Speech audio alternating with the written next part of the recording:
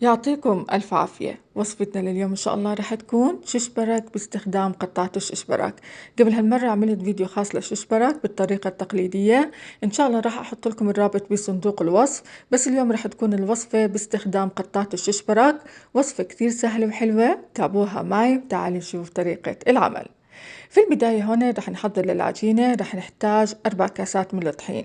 كمية الطحين هي كمية تقديرية، ممكن تضافوا الكمية. رح نحتاج كمان هون معلقة صغيرة مليانة من الملح، بالإضافة إلى ربع كاس من السمنة. السمنة هون بتعطي نكهة كثير طيبة لعجينة الششبرك، ممكن تستبدلوها بالزيت النباتي، بس الأطيب إنه نستخدم السمنة. المي هون لازم تكون عندنا دافية، ما تكون باردة وما تكون سخنة. كمية المي حسب نوع الطحين عندكم.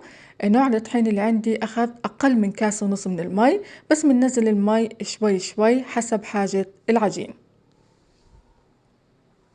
بلم العجينة، لازم يكون عندنا القوام شوي شاد، ما تكون معنا بتلزق.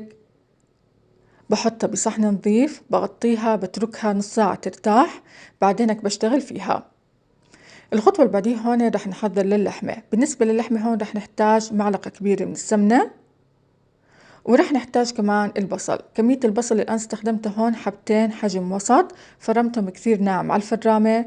بقلب البصل، وأول ما يتذبل عندي البصل هون رح أنزل الملح بالإضافة للفلفل الأسود، بنقلبهم مع بعض.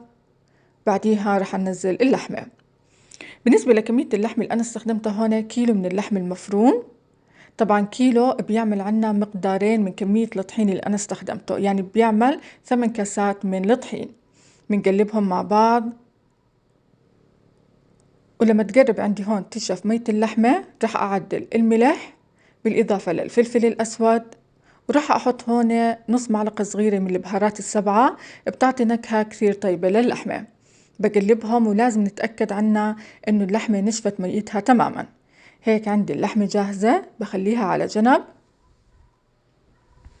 وهيك عندي كمان العجينة بعد ما ارتاحت معي نص ساعة. هلا هون رح أقطعها. ما شاء الله العجينة ريحتها بجد شهية. بالنسبة للتقطيع هون طبعا برجع بعجنها مرة ثانية ومنقطعها. التقطيع هون رح أقطعها في البداية لأربع أجزاء، بعدين باخذ كل جزء بقطعه لجزئين، يعني رح يكون عنا 8 كرات. أداة التقطيع بتحتاج منا هون قطعتين من العجين. الأفضل إنه يكون عنا القطع حجم وسط، يعني ما تكون معنا صغيرة وما تكون كمان معنا كبيرة. باخذ كل قطعة بعملها على شكل كرة، وراح اتركهم هون يرتاحوا مدة نص ساعة، بعدينك بشتغل فيهم. هون راح اورجيكم القطعة اللي انا استخدمتها. طبعا هاي القطاعة موجودة في اي محل ادوات منزلية. هلا هون راح احكي عن طريقة العمل. طريقة العمل كثير بسيطة. بناخذ قطعة العجين بنفردها. الطحين هون كثير بيساعدنا بالشغل. بكل مرحلة بترشوا كمية بسيطة من الطحين. اهم شيء انه العجينة ما تكون بتلزق معكم. بناخذ القطعة بفردها على كل القطاعة، بعديها راح انزل اللحمة. راح احكي بالنسبة للحمة، الافضل انه نستخدم مع اللحمة السمنة افضل ما نستخدم الزيت النباتي. الفرق انه لما تيجي تبرد اللحمة تجمد السمنة على اللحمة، فما بتغلبكم وقت لما تيجي تسكروها على بعض، يعني ما بتفتح قطع الششبرك من الزيت، لانه السمنة عندنا هون جمدت على اللحمة، فما راح ينزل الدهن على الاطراف. عندي هون طبعا بعد ما عبيت الفراغات باللحمة بنزلهم شوي لتحت. بعديه هون رح ارجع اسكرها بقطعة العجين. نحاول نسكر الاطراف كثير منيح، وباستخدام هون مرق العجين بكبسهم على بعض كثير منيح. بكبسهم اكثر من مرة حتى اتأكد تماما انه عندي القطع لزقوا ببعض. عندي هون الاطراف الزايدة رح اشيلها. بالاخير هون برجع بجمع كل الاطراف الزايدة وبشتغل فيها.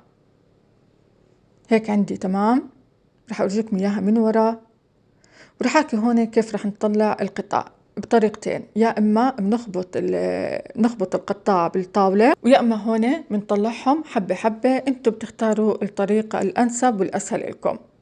هون أنا كنت أطلع كمية أشيلهم وأحطهم على طول بالصينية.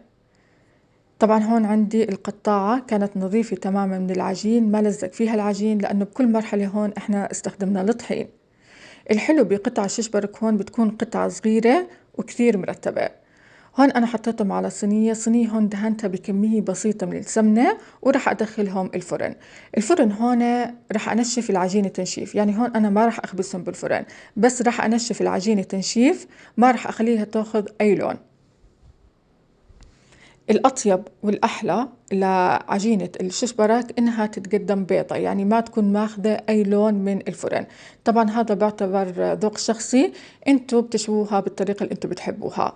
هيك عندي بعد ما طلعتهم من الفرن راح أتركهم يبردوا بالصينية. بهاي المرحلة بحطهم على صينية بلاستيك، بدخلهم الفريزر حتى أجمدهم، بعديها أفرزهم، يا أما بتحطوهم باللبن. أنا هون هاي الصينية راح أحطها باللبن. بالنسبة لكمية اللبن اللي أنا استخدمته هون هي 2 كيلو من اللبن اللي هو لبن الزبادي، وراح أحط معه هون كاستين كبار من الشنينة، وراح نحتاج 3 ملاعق كبار من النشا. هون عندي الغاز على طافي، راح أحركهم على البارد، بعديها بشغل الغاز. رح أحكي بالنسبة للشنينة. الشنينة هي معروفة عند أهل الأردن.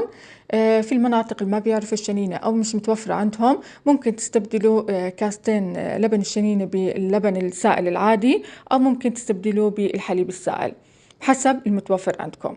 نستمر في التحريك، ولازم هون نستمر في التحريك حتى ما يفرط معنا اللبن. أول ما أشوف عندي اللبن بلش يغلى بنزل القطع.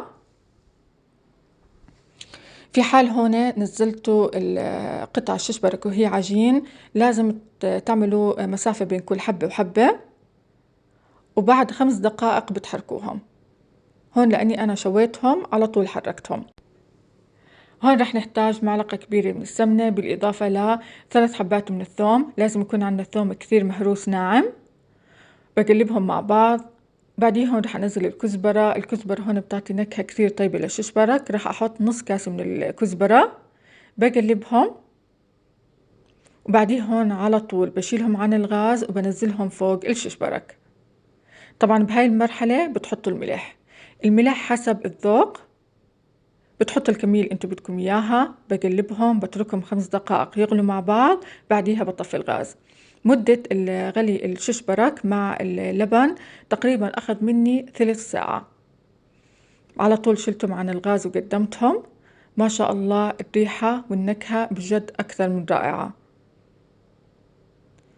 وقت التقديم ذوق شخصي، أنا هون حبيت إني أزين بالكزبرة، وكمان هون قليت شوية لوز مع السمنة. رح أحكي بالنسبة للبن الشيش برك. عنا في الأردن بنحب أحيانا، طبعا أهل الأردن خاصة، بنحب أحيانا نحط مع اللبن الشيش برك الجميد، بيعطي نكهة كثير طيبة. طبعا أصل الشيش برك بينعمل بس باللبن، بس إحنا لأنه متوفر عنا الجميد بكميات، فبنحب أحيانا نحط مع لبن الشيش برك الجميد، بيعطي نكهة كثير طيبة. هاي وصفتنا لليوم، بتمنى إنها عجبتكم، وبتمنى كمان إنه الفيديو عجبكم. ما تنسوا دعم القناة والاشتراك فيها، ويعطيكم ألف عافية.